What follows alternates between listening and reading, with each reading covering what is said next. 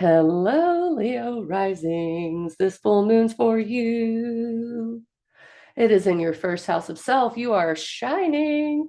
It's time to be in the spotlight.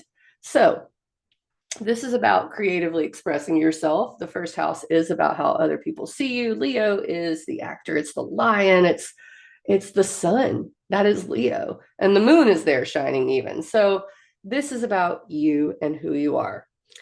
The sun and Mercury are in your seventh house of other people, reflecting that light onto the moon.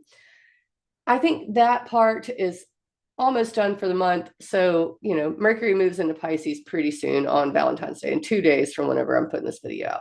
So, I don't want to spend too much time. Pluto is going to be pretty heavy in the seventh house for quite a long time. And that requires a whole other video for you. But as far as relationships go, I think you've probably experienced that mess already this month. So, with the full moon in Leo, it's like, but what about you? What about you? The new moon was in the area of relationships. It's like, oh yeah, I want this kind of relationship. I want these kind of friends, blah, blah, blah, blah, blah. Well, the full moon's like, okay, well, if you want that, are you doing what you need to do for you, for your identity? So it's square Uranus. Uranus is in your 10th house of career. This is where we get into it relating back to other years. In June of 2023, Venus retrograde did the same thing. It's went retrograde in your first house of self and identity.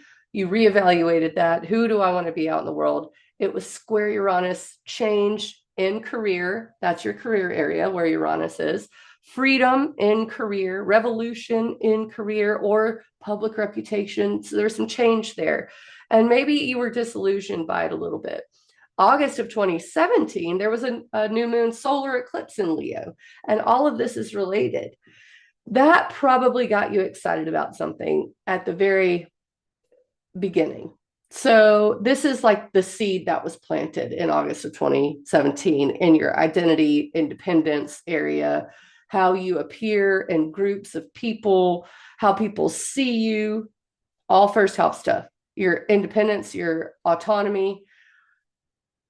That really actually was fun in 2017. In June of 2023, the fun kind of dwindled down. It's like, I'm not saying you didn't have fun with it, but the change is what was uncomfortable in 2023.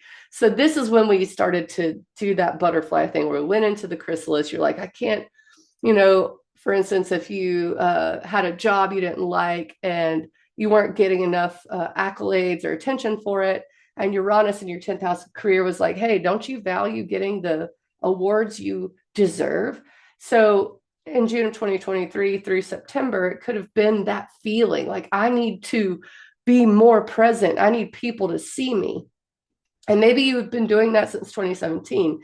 This is the opportunity to get her done because it won't be long that Uranus will move into Gemini. So this Uranian moment of change for your career is very important if you're looking to change your career.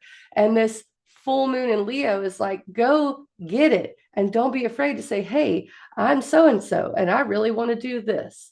That's what this is about. I don't know for Leo risings if it relates to anything like a creative project. It would make sense to me because Leo is creativity. But I think what draws my attention also is that Venus is in Aries in your ninth house of philosophy and adventure and truth. And Venus will go retrograde there March 1st of 2025, in case anyone pulls this video up in 2026, I better tell them. So Venus retrograde is a reevaluation. And there may be something philosophically that you need to reevaluate that may be holding you back. Mars retrograde is in your 12th house of subconscious, of spirituality. And it's almost like something you need hasn't been apparent yet. And these retrogrades are going to help you get the clarity on maybe this is not what I need to stick to. This is not taking care of me. Maybe I need to do this. But in order to do that, the philosophy has to change a little. I think the only other thing I want to talk about is Jupiter and Gemini for you. Jupiter is good luck. Just to, it's abundance, it's truth, it's in your 11th house of networking and goals. So that area is kind of working all by itself. Jupiter is not touching anything, it's not trining anything, it's not squaring anything. It's just kind of there, expanding these goals that you have in your mind. Mercury, which rules Gemini, will move into Pisces, which is Jupiter's home, on Valentine's Day. So there is this interplay between your investments and your goals. What do I need to invest in to make my goals go forward? It's uncomfortable because they're square, but they are still working in each other's homes. Mercury is going to be working on that shared resources, that empowerment area, and Jupiter is going to be working on the goals and the networking and the large groups of people and the leadership for you. I think I've touched on everything. Did I say Saturn's in Pisces? No, I didn't. Saturn is in your eighth house already. So Mercury will be entering that area February 14th. Saturn is structure. Saturn is commitment. Saturn is work. So you've been working on this, on your own empowerment, especially financially, because the eighth house is the financial axis, right?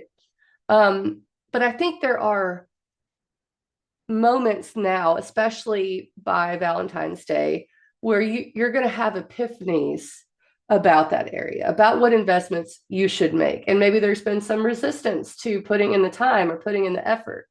But Mars in your 12th house of subconscious, which is retrograde, redoing it, is encouraging Saturn. It's trying Saturn, it's supporting Saturn in this eighth house area. So this is coming from internal, maybe some new motivation, maybe some new inspiration. I can do this. All right, great.